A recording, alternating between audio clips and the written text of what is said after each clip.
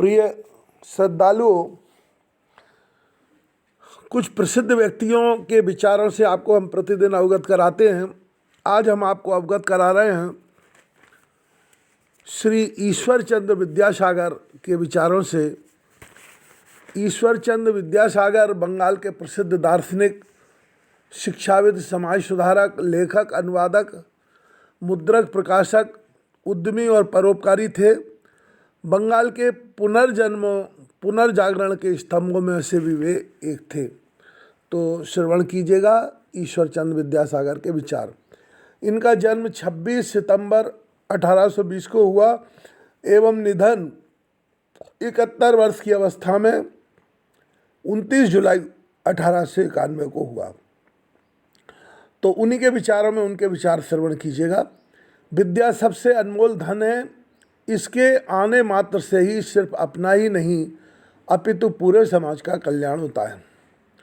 संसार में सफल और सुखी वही लोग हैं जिनके अंदर विनय हो, और विनय विद्या से ही आती है। जो व्यक्ति दूसरों के काम न आए वास्तव में वह मनुष्य नहीं है।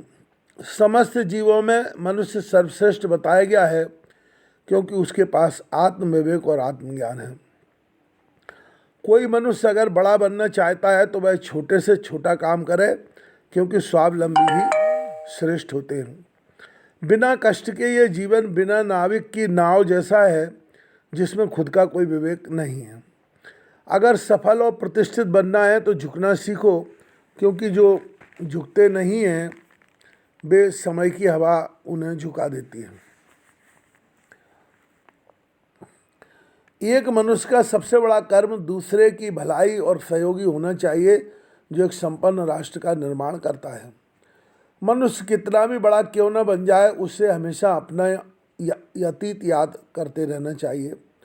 अपने हित से पहले समाज और देश के हित को देखना एक विवेक युक्त सच्चे नागरिक का धर्म होता है।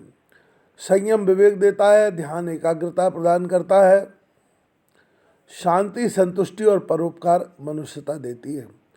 दूसरों के कल्याण से बढ़कर दूसरा और कोई नेक काम और धर्म नहीं होता। जो नास्तिक है उन्हें वैज्ञानिक दृष्टिकोण से ईश्वर में विश्वास करना चाहिए, इसी में उनका हित है। तो ये आपको श्रवण कराए श्री ईश्वर चंद्र विद्यासागर के विचार।